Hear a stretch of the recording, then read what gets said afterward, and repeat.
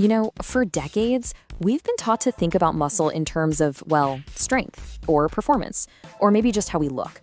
But what if I told you that the most important job your muscle has almost nothing to do with any of that?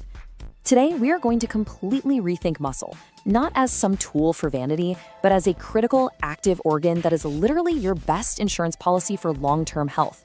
So let's kick things off by tackling a huge myth about health that might be putting you at risk.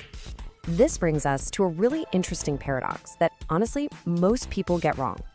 We see someone who's thin and we just automatically assume, oh, they're healthy. But is that really true? Can you look perfectly fine on the outside, but be a complete metabolic mess on the inside? Well, the answer, it turns out, is a huge resounding yes. So let's break this down. Being thin is really just a number on a scale, right? It can hide what researchers are now calling hidden hunger. That's where you might get enough calories, but you're starving your cells of the actual micronutrients they need to work right. You can absolutely be thin and still have serious insulin resistance. Now, on the flip side, being metabolically healthy, that's all about what's going on at the cellular level. We're talking efficient energy production, super low inflammation, and cells that are just functioning optimally. It's an inside job through and through. Now, as we get older, every single one of us faces this silent threat. It's called sarcopenia, and it's basically the age-related loss of our muscle tissue. And here's the scary part. With our modern sedentary lifestyles and diets that are often pretty low in high-quality protein, this whole process is hitting the accelerator. We're losing the exact tissue that is our most metabolically active, which just sets the stage for a whole bunch of problems down the road. Okay, so here it is.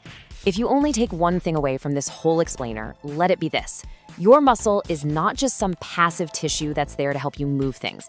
It is an active endocrine organ. Think about that. It's a dynamic metabolic system that is constantly sending out signals and managing the health of your entire body. So with that in mind, let's dive into the science of your muscle's secret life, because this is where things get really, really cool. Okay, so get this. Every single time you contract your muscles, doesn't matter if you're lifting a super heavy weight or you're just going for a walk, they act like these little chemical factories. They release these powerful signaling molecules called myokines. And these myokines, they get into your bloodstream and travel everywhere, talking to your fat cells, your liver, your brain, even your immune system. And one of their most important jobs is to fight that chronic low-grade inflammation that we now know is at the root of so many modern diseases. Muscle also has another absolutely critical role.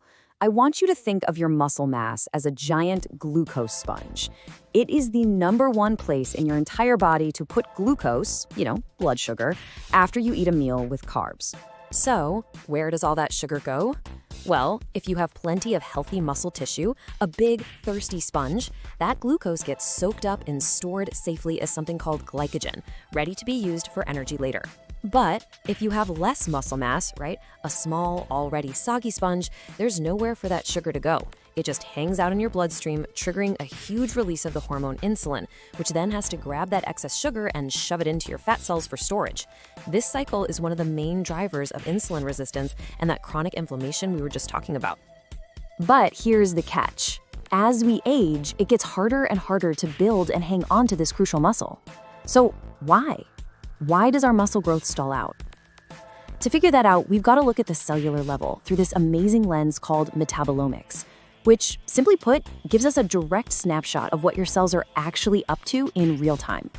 There's a name for this phenomenon. It's called anabolic resistance. All it means is that your muscle cells become less sensitive to the very signals that are supposed to tell them to grow, things like hitting the gym and eating protein. It's almost like the muscle-building machinery in your body starts to go a little bit deaf to the instructions you're giving it. And this is so important to hear. If you're hitting a plateau, it's not necessarily because you're not trying hard enough. It's often a biochemical problem. It's a bottleneck that's happening deep down inside your cells. And what metabolomic analysis shows us is that this bottleneck is often caused by some key deficiencies. I mean, think about it. You need amino acids. They're the literal building blocks for new muscle. You need magnesium, which is a total powerhouse involved in over 600 chemical reactions, including making energy and protein. You need zinc for creating new proteins and keeping your immune system strong. And you need B12 for energy metabolism. If any of these key players are missing, the entire assembly line for building new muscle just grinds to a halt. So, by understanding the problem at this deep metabolic level, we can actually build a clear, actionable strategy. This isn't about just trying harder. It's about working smarter with your own biology. And the solution really comes down to a simple two-part strategy. You need both the raw code and the signal. The raw code, that's high-quality protein. It gives your body all the essential amino acids it needs to physically build the tissue. And the signal, that comes from strength training. This is the instruction that tells your body, hey, take that raw code and use it to build this really valuable muscle instead of just storing energy as fat. You absolutely 100% need both. And that is the power of metabolomics. This quote really says it all. We're not just guessing anymore. By analyzing metabolites, which are kind of like the exhaust fumes of all your cellular processes, we get a direct snapshot of your body's current operating system. In other words, we can stop guessing and start seeing exactly what your body needs to break through those bottlenecks. Okay, so let's pull all of this together with a really powerful metaphor that I want you to remember long after you've finished watching this. I want you to start thinking of building and maintaining your muscle mass as paying into the absolute best health insurance policy you could ever possibly have. This isn't about looking good for a few months, it's about securing your metabolic future for life. And just look at these policy benefits. With more muscle, you get way better insulin sensitivity. That's a bigger glucose sponge. You get reduced systemic inflammation, thanks to all those myokines we talked about. You literally have a built-in reserve of amino acids your body can tap into during times of stress or illness to help your immune system. You get a higher metabolic rate, which means you burn more energy even when you're just sitting on the couch. And maybe most importantly, you build a powerful defense against the functional decline that comes with aging. So, at the end of the day, this is about a fundamental shift in how you think about health. You're not just trying to change the shape of your body. You are actively taking control and optimizing your deep cellular function to pave the way for a longer, healthier, and much more resilient life. So, I'm going to leave you with this one question to really think about.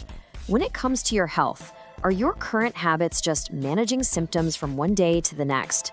Or are you actively investing in that metabolic insurance policy that will protect you for all the decades to come?